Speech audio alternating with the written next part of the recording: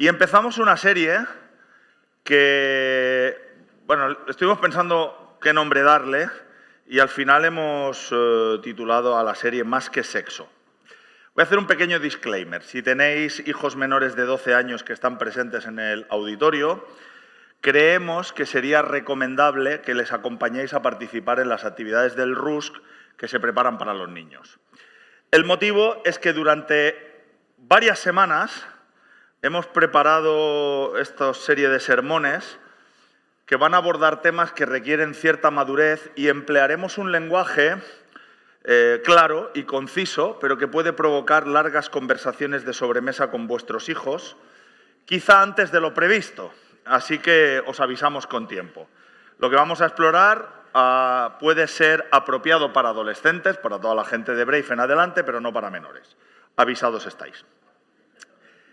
El equipo pastoral y el equipo de consejería de la Iglesia han tenido que afrontar esta cuestión, la sexualidad y las múltiples derivadas de la praxis de la sexualidad de manera recurrente a lo largo de todos estos años. Y hemos observado que, por norma general, lamentablemente, este tema y la praxis de la sexualidad genera confusión, dolor, lucha e incluso devastación en la vida de muchas personas. Si analizamos, Anaís y yo, los últimos 25 años de ministerio pastoral, probablemente haya sido, si no el principal, haya sido uno de los asuntos más relevantes en nuestra intervención pastoral con quienes hemos tenido que cuidar, liderar y entrenar. De forma, yo diría que recurrente, regular, hemos detectado ciertas mentiras acerca de la identidad, de la sexualidad, que han distorsionado, sí, la palabra sería distorsionado e incluso dañado la vida de mucha gente, incluida gente de esta congregación. Dada la complejidad y la sensibilidad con que hay que tratar estos asuntos, hemos decidido que en vez de hacer un seminario, íbamos a aprovechar los domingos y dedicarle una serie completa antes del final del curso.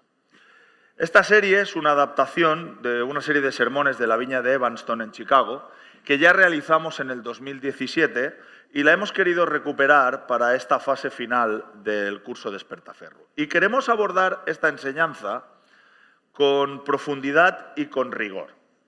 Y nos vamos a resistir durante todas estas semanas a desarrollar el típico enfoque de esto sí se puede, esto no se puede, ¿vale? Lo que vamos a buscar es que podamos juntos reflexionar, intentaremos que de manera profunda y completa, sobre todos los prismas de la sexualidad y esperamos que resulte provechoso para todos. Y para empezar, quiero compartir una historia. Un pastor que conozco de la Viña recibió este correo que voy a compartir con vosotros, un correo electrónico de una persona que ocupa un puesto de liderazgo de su iglesia. Y tengo el derecho, o sea, me han dado el permiso de leeros este correo, pero la identidad de la persona permanecerá en el anonimato. Y dice así: quería escribir una especie de informe confidencial de mi vida a las personas cercanas que estáis invirtiendo en mí y que estáis en una posición de cuidado y supervisión sobre cómo vivo mi vida. Dios me mostró al principio del mes una de las revelaciones personales más grandes que he tenido en mucho tiempo. En cierta forma no es algo nuevo, pero ha sido mucho más potente por la forma en la que Dios me lo ha revelado y porque esta vez no ha habido intermediarios. He estado luchando últimamente con mi lengua, abro paréntesis, es decir, en cómo habla, en cómo comunica con las personas. Otro tema relacionado con esto es lo que yo llamo estar constantemente en mi mente planificando para el peor escenario posible. Con esto me refiero a que cuando conozco o establezco una relación con alguien, siempre asumo lo peor y noto que me pongo a la defensiva. El otro día estaba paseando y orando por una reunión que tenía a la tarde cuando empecé a sentir esa sensación familiar de ansiedad sobre esa reunión. Y por primera vez se me ocurrió volver mi pensamiento a Dios y preguntarle, ¿por qué? ¿De dónde viene esta inclinación a sentir ansiedad y de ponerme a la defensiva? Y justo, inmediatamente después de mi pregunta, como si fuera golpeado por un rayo, creo que percibí de parte de Dios una revelación de que en un nivel muy profundo y oculto yo me estaba constantemente preguntándome a mí mismo si era amado, verdaderamente amado y aceptado. Y es como si Dios me hubiese hecho ver que desde el divorcio de mis padres, cuando yo tenía 3 añitos, el miedo de que mi madre me abandonase, o se la llevaran, o muriera, se extendió durante toda mi infancia.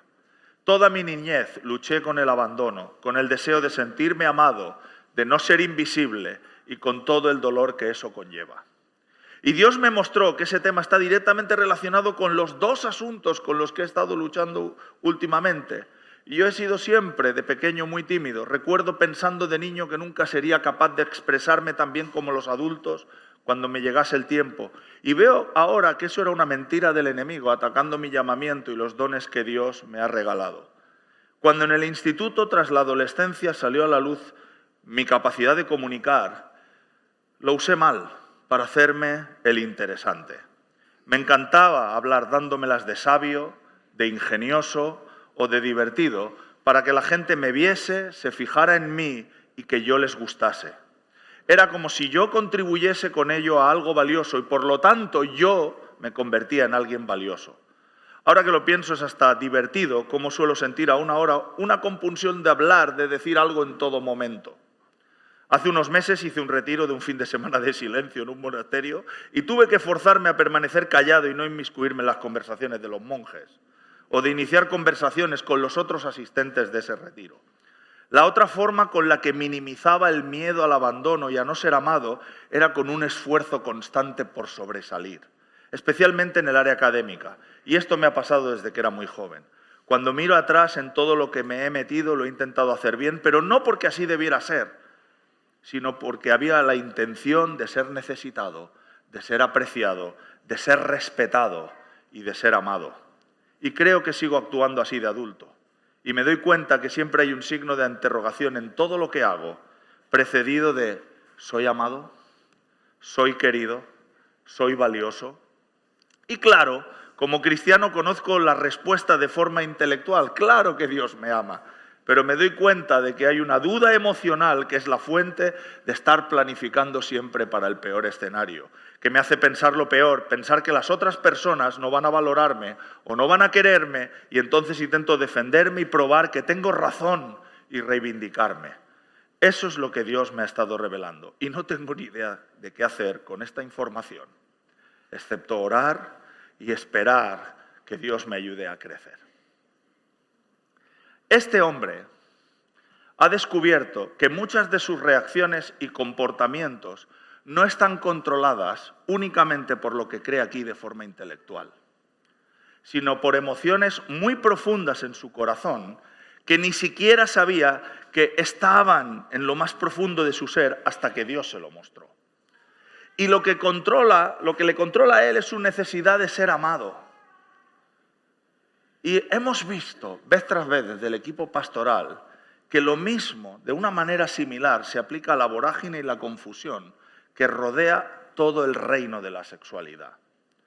Reaccionamos tan a menudo o hacemos cosas que no están en consonancia con lo que creemos intelectualmente. Y sin embargo están relacionadas con la profunda necesidad de ser amados, de ser valorados, de ser importante para otros. Y sabes, las personas fuimos diseñadas para ser amadas y para amar. Hemos sido creados para experimentar el amor. Y hemos sido creados para experimentar el amor en mayúsculas, el amor de Dios. Dios es amor. Y fuimos creados a su imagen y su semejanza. Y esa realidad que hemos sido creados desde el amor, para experimentar el amor, para darnos en amor y para recibir amor, está intrínsecamente vinculado a la práctica de la sexualidad. Y esto aparece tempranísimo en la Biblia. En el primer libro de la Biblia, en Génesis, vemos cómo Dios crea al hombre y enseguida dice, no es bueno que el hombre esté solo. Génesis, capítulo 2, versículo 18. Y así le crea una compañera y permite que haya una unión de amor. Pero antes de que se pueda desarrollar el pecado, antes de que se pueda desarrollar este amor, entra el pecado en la ecuación y separa al hombre y a la mujer del poder y de la fuente de todo amor. Y la experiencia de un Padre eterno se rompe para la primera pareja del mundo y como consecuencia la relación entre ambos resulta dañada. Nunca volvió a ser lo mismo. Y la humanidad ha estado siempre buscando ese amor en otros. En el libro de Proverbios leemos este anhelo de los seres humanos de una relación de pareja que permanezca en el tiempo sin rupturas. Proverbios, capítulo 5, versículo 18-19. Bendita sea tu fuente, goza con la esposa de tu juventud. Es una gacela amorosa, es una cervatilla encantadora, que sus pechos te satisfagan siempre, que su amor te cautive todo el tiempo. Pero el problema es que en aquellos tiempos antiguos, cuando se escribió el libro de los Proverbios, igual que en estos tiempos modernos, en el siglo XXI, el pecado lo ha corrompido todo y todo amor humano acaba fallando inevitablemente en un área u otra. Así que para todos nosotros, la experiencia de amor, incluso en la mejor de las familias, siempre deja algo que desear. En el exterior podemos parecer felices, aparentar éxito, disfrutar de buenas carreras profesionales, tener montones de amigos y relaciones, y aún así en nuestro interior la misma pregunta surge una y otra vez. ¿Soy verdaderamente amado?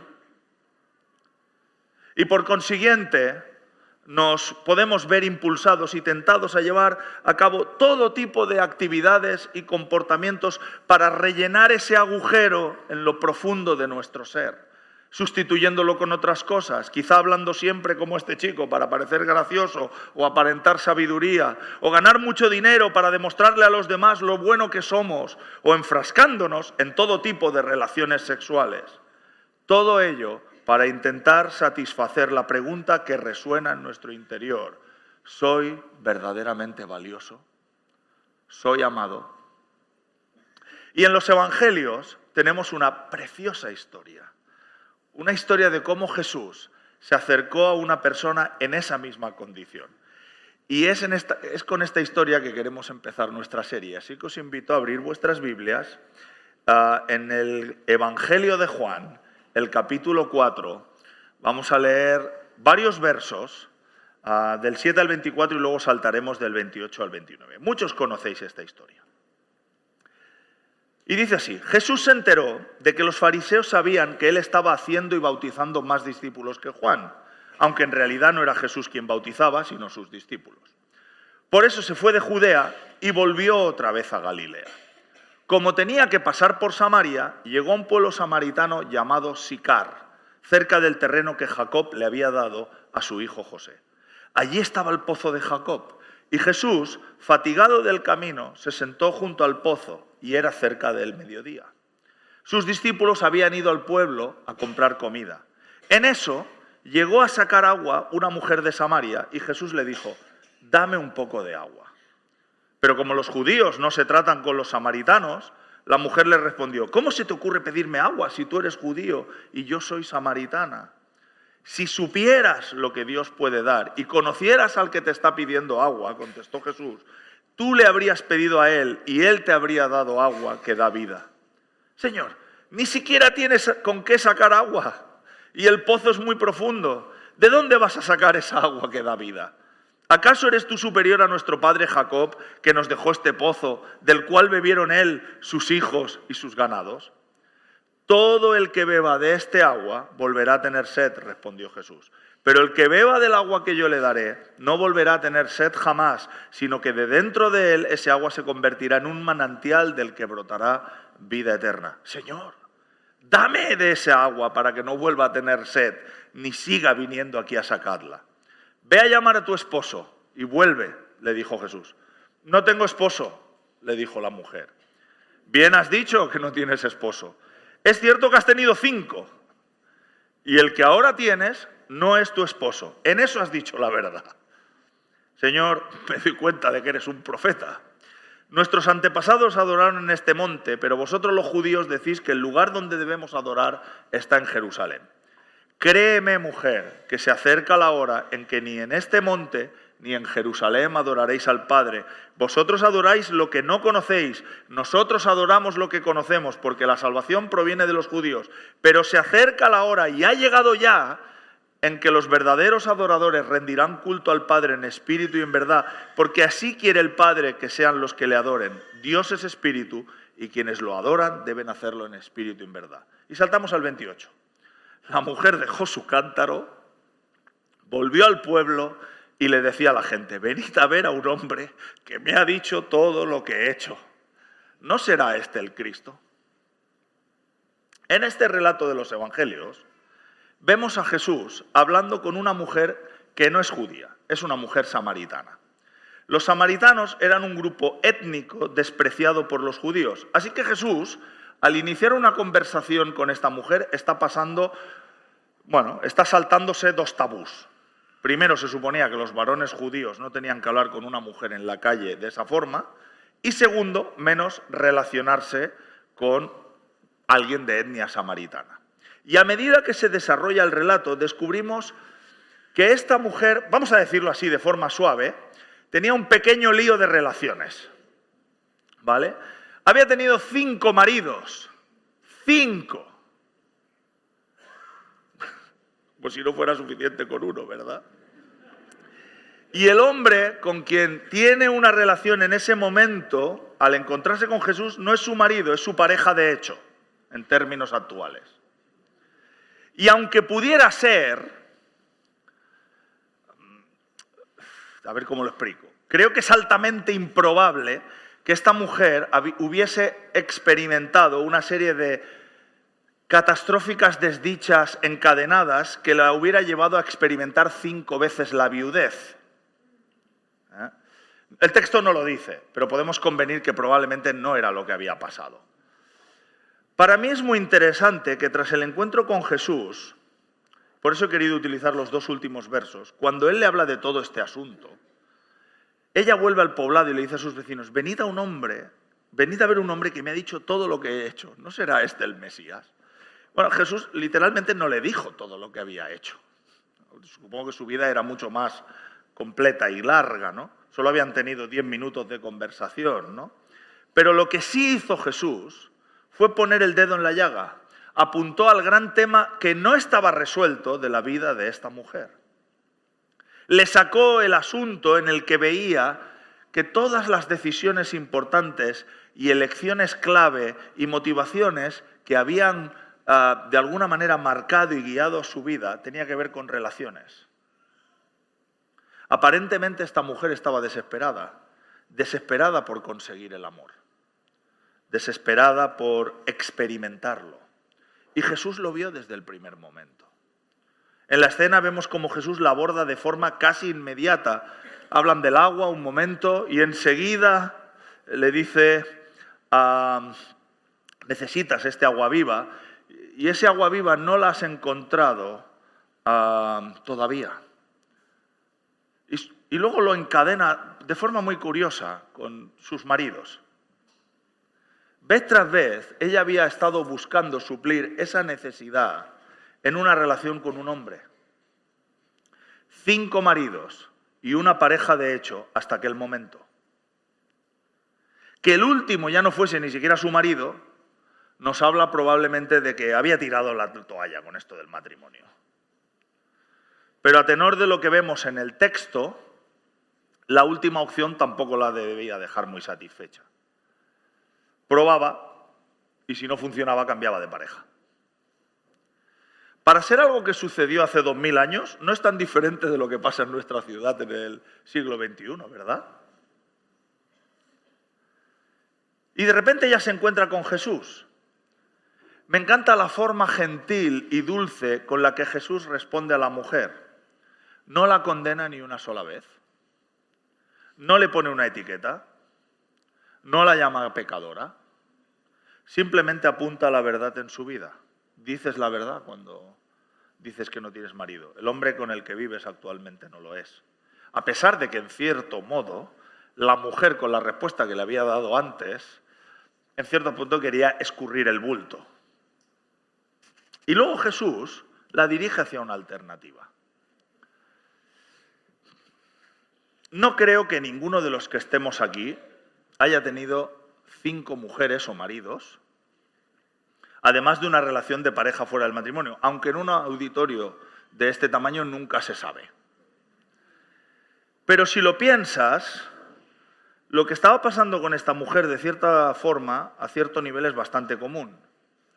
La gente anhela encontrar una relación especial con otro ser humano maravilloso que de repente pensamos que hará que toda la vida se alinee cósmicamente, ¿no?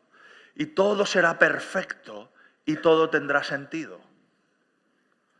¿Cuántas mujeres conocéis que se obsesionan en cómo de atractivas han de verse y cómo conseguir la atención de los hombres y así sentirse bien consigo mismas?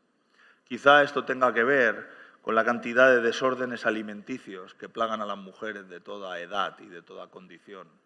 ¿Cuántos hombres conoces que hacen lo mismo, esperando que su masculinidad tape su inseguridad, manteniendo un registro de con cuántas mujeres se han ido a la cama? Y necesitando muchas veces en todo momento tener a una mujer atado a ellos para de alguna manera aprovecharse, beneficiarse de ella.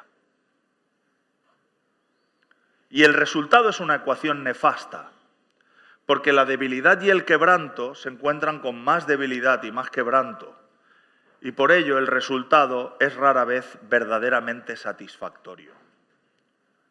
¿Cuántas veces la gente se mete a fantasear, a ligar, a coquetear, a cualquier otro tipo de actividad o comportamiento sexual simplemente porque querían ser valorados, apreciados, dejar de ser invisibles, admirados, amados? Porque todos los seres humanos estamos profundamente desesperados por experimentar un amor que nunca falla. Y nuestra cultura nos lanza una mentira. El mensaje con el que nos bombardea los medios y el marketing y las personas a nuestro alrededor es que lo más importante en este mundo es estar envueltos en tantas relaciones sexuales como sea posible. La cultura intenta decirnos que si no estamos metidos en algún tipo de relación sexual, somos raros. Porque el sexo, en esta cultura occidental, en este tiempo, es pensado y expresado como una de las principales vías en el camino a la felicidad y a la realización personal. Y quiero dejar bien claro, y lo vamos a estar hablando durante toda esta serie, que no estamos aquí para negar que las relaciones sexuales no sean divertidas o no sean satisfactorias. No estamos diciendo que Dios no creó el sexo para que fuera placentero. Por supuesto que lo es. Pero sin Dios, las relaciones sexuales son un pozo como el pozo de Jacob, poco profundo y vacío. El sexo tiene un poder y un propósito determinados por Dios mismo. Es una herramienta que Dios diseñó y que tiene un manual de instrucciones de cómo ha de ser usado. De hecho, la cosmovisión cristiana, al contrario de lo que piensa la gente, valora de una manera muy positiva y muy buena la sexualidad. No pensamos que es algo sucio y que es algo que debe evitarse. Es un regalo de Dios, es un don de Dios, pero que debe ser usado en su contexto. Y hablaremos más de ello en las próximas semanas. Pero a pesar de ser un instrumento creado por Dios, no puede satisfacer la necesidad más básica de nuestro corazón. Y a veces sobre todo los más jovencitos, cuando descubren por primera vez el sexo, pensamos que es algo que nos va a solucionar muchos problemas. Que es la respuesta que necesitábamos. Me hubiera gustado poner, no me ha dado tiempo a poner un fragmento de la película Virgen hasta los 40, no sé si la habéis visto. Con Steve Carell, es fantástica, la podéis ver. el pavo, tío, está desesperado, ¿no? Y al final es el mensaje que nos ofrece. Cuando tienes sexo, toda la vida se alinea. Y al final acaba la canción con, no sé, cuando tiene la relación sexual, no os hago spoilers, pero cuando tiene la relación sexual, nos ponen la canción The Age of Aquarius. ¿Sabes? El tío está en el nirvana, ¿no? Está ahí flipando, ¿no? Bueno, pues es lo que la gente nos vende. Y cuando alguien descubre el sexo, actúa como el niño de 3 años que de repente encuentra un rotulador y se cree que todas las paredes de casa es un lienzo gigante. No es así como se usa. La mujer samaritana estaba intentándolo, pero no le había funcionado. Y seguramente todos conocemos a personas, quizá tú misma te identifiques, que se han entregado a una sexualidad sin barreras, al sexo promiscuo, y a menudo un número importante de estos casos acaban con Anaís y conmigo en el despacho pastoral, o en casa en el sofá, o en una cafetería, confesando cuán vacíos e insatisfechos les ha dejado este camino. Es agua que tras consumirla te deja sediento una y otra vez. Porque lo que más necesitamos en esta vida es un agua que nunca falla. Y ese agua solo emana de Dios, que tiene el agua verdadera. Ese es el agua de vida que quita la sed para siempre. Y sin Dios, la sexualidad no puede servir para lo que fue diseñado que sirviese. No puede alcanzar simplemente por iniciativa humana para aquello de lo que Dios la diseñó, porque fue creada desde su amor, en un contexto específico y con una misión concreta. Y separada de esa misión y de ese contexto, el sexo no puede satisfacernos ni llevar a cabo el diseño de Dios. Hace bastante tiempo fui a tomar una cerveza con un amigo de la infancia, mi vecino. Mi amigo bebió un poco más de la cuenta, no es creyente, y me confesó que había roto con uno de sus enésimos ligues. No sé, yo he perdido la cuenta. Durante ese tiempo en el bar, me confesó que cuando ya está un poquito piripi, se le suelta la lengua a la gente. Lo sabéis eso, ¿no? Y entonces me confesó de repente que estaba celoso, en cierta forma, de mi matrimonio con Anaís y de que yo tuviera hijos, que él no los tenía todavía, y de que se me viera tan feliz con mi esposo, con mi esposa, perdón. Ella, la realidad es que no nos ve en casa, porque también nos peleamos como todas las personas y tenemos también nuestras trifulcas, ¿no? Mi amigo siempre me decía que la mejor manera de saber si uno era compatible con una mujer para compartir la vida era irse a la cama primero con ella. Y que el estilo que yo había elegido, hacerlo al revés, es decir, primero decidir si esa persona era compatible conmigo emocional, intelectual, espiritualmente, con la misma visión, los valores, y luego ya nos meteríamos en la cama cuando hubiésemos hecho un compromiso de por vida hasta que la muerte nos separase delante de Dios, pues él me decía que eso era para monjes.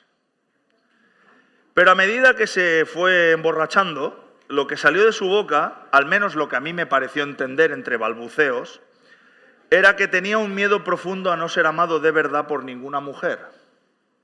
Y que cada fracaso que acumulaba le hacía perder esperanza de que alguien algún día iba a amarlo sin fisuras. Y yo le dije, en realidad, ¿sabes quién puede darte ese amor que estás buscando? No es una mujer, ni un hombre, ni un animal. Es Dios. Y que sin Dios en la ecuación de su vida iba a ser imposible vivir una vida que se pareciera en las buenas cosas, espero, a la vida que Anaís y yo vivíamos. Y eso es lo que le ofreció Jesús a la samaritana del pozo. Jesús sabía todo acerca de los pozos huecos vacíos en los que esta mujer, con estas 6 relaciones, había intentado saciarse. Por eso le ofreció la posibilidad de beber de un pozo verdadero. Pozo de cuya agua quien bebe no vuelve a tener sed jamás, porque quien bebe se da cuenta de que en su corazón nace una fuente de la que emana permanentemente aguas vivas. El agua del amor de Dios. Un amor que es verdadero y que surge de una fuente inagotable y eterna. Un amor que nunca falla y que alcanza a tocar las partes más profundas de quienes somos y allí entra en contacto con nuestra sed, una sed que ningún amor humano puede apagar. Y lo sabéis los que estáis casados. Tu mujer, tu esposo, no puede saciar tu sed. Y lo sabes. Lo sabes. Ningún amor humano o terrenal puede sofocar esa sed. Y Jesús le ofreció a esta mujer samaritana un pozo verdadero, en vez de pozos falsos que había estado probando toda su vida. Y déjame decirte que puede haber diferentes pozos falsos en las vidas de las personas cuando hablamos de relaciones. Para unos, un pozo falso es sustituir un orgasmo y el placer carnal de un instante por verdadera intimidad.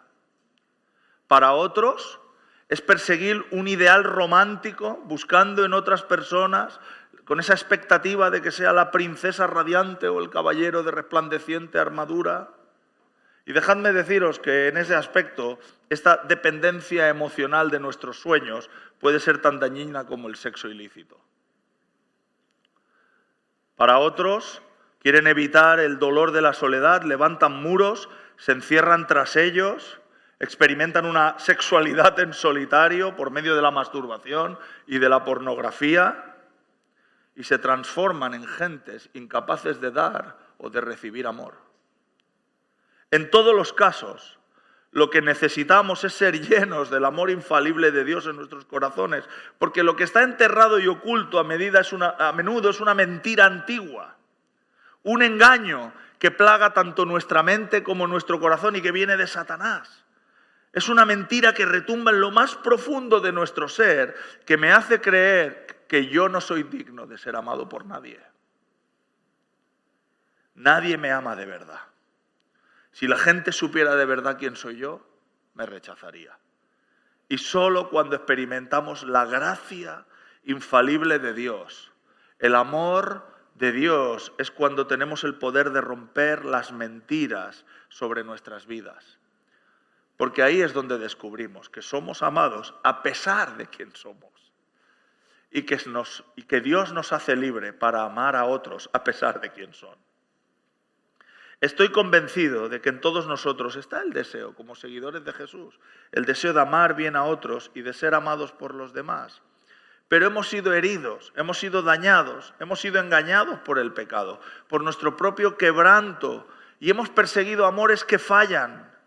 Y para amar verdaderamente debemos ser curados, siendo amados, experimentando el amor que viene de Dios mismo. ¿Y cómo conseguimos ese amor? Ese agua verdadera. Cuando la misma mujer le apunta a Jesús que no tienes ni siquiera un cubo para sacar el agua y el pozo este es profundo, ¿de dónde vas a sacar ese agua viva?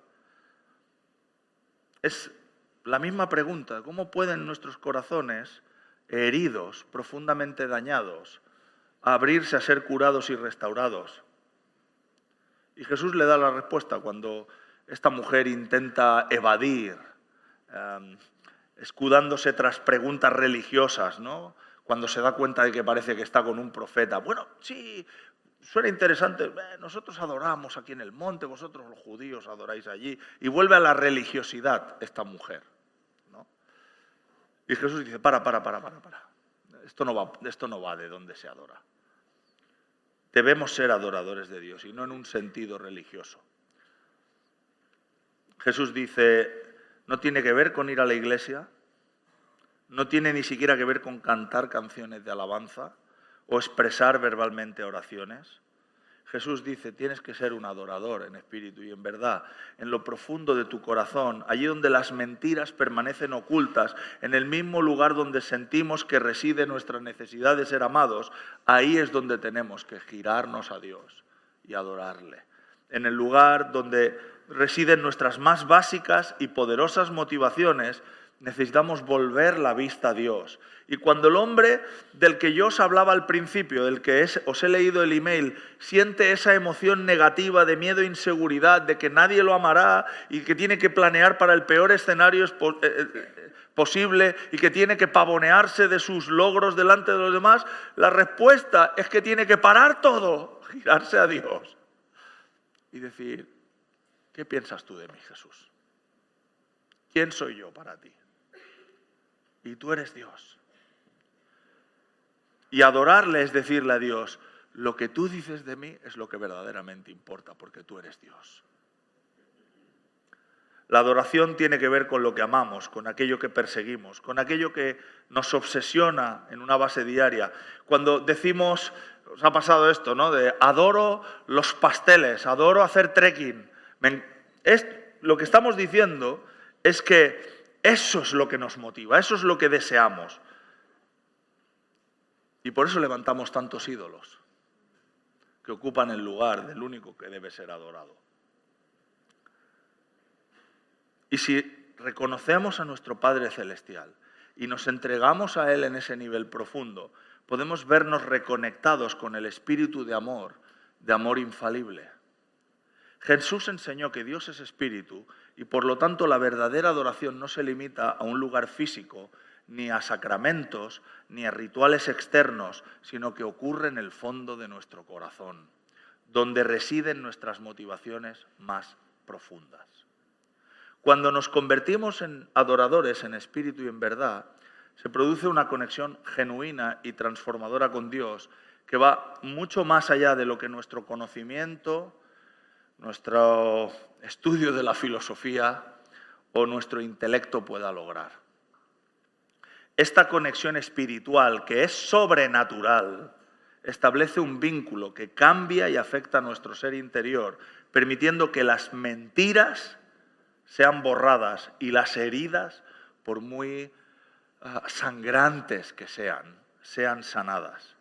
Y como se expone en el texto, la adoración en ese lugar profundo es el camino para romper la fuerza de la mentira que nos hace sentirnos indignos de ser amados.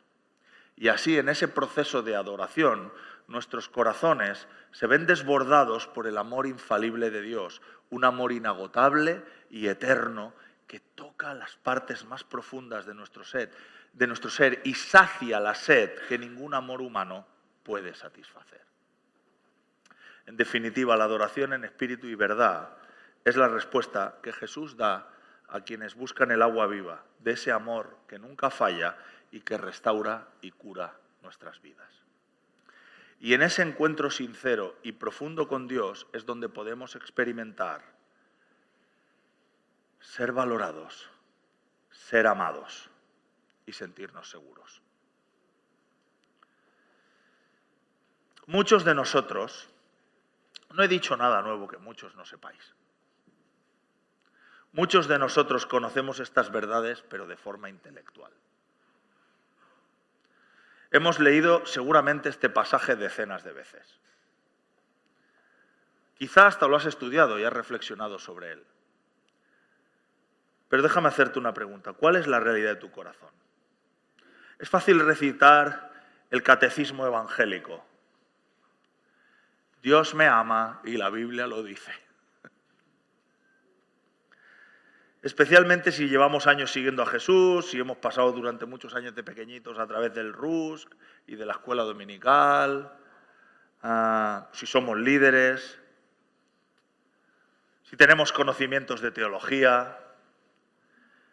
Sin embargo, hay mucha gente, y mucha gente aquí en este auditorio, que a pesar de ello mantienen sus corazones atrapados por la mentira de que no son dignos de ser amados. Y Dios, en su inmenso amor, expone esa mentira. A veces lo hace permitiendo que experimentemos la frustración, incluso de manera dolorosa, para enseñarnos a disfrutar del amor infalible que Él solo puede dar. Quizá hay personas aquí, al escuchar estas palabras, quizá cuando escuchabais el mail que había enviado este hombre, que os podíais identificar de alguna manera con cosas que está viviendo este hombre. y reconocéis en vuestro interior que esa es la batalla de vuestro corazón. Hablaremos mucho de sexo, pero las 2 o 3 primeras sesiones vamos a estar poniendo los fundamentos, que son muy importantes, para luego corregir todas las cuestiones quizá que estamos haciendo mal. Pero esto era básico. Porque muchísimas personas buscan en otro ser humano lo que solo Dios puede darles. Y es así. Y quizá algunos aquí habéis estado luchando con cosas que has hecho, te has decepcionado a ti misma o a ti mismo una y otra vez. Quizá te encuentras obsesionado con el sexo o con cualquier otra cosa. Porque la forma en la que has estado viviendo ha sido con un corazón apartado del amor infalible de Dios e intentando beber de otros pozos. Y hoy, esta misma mañana, Dios te está invitando a comenzar un nuevo viaje. Dios te está invitando a beber de otro pozo, de una fuente verdadera.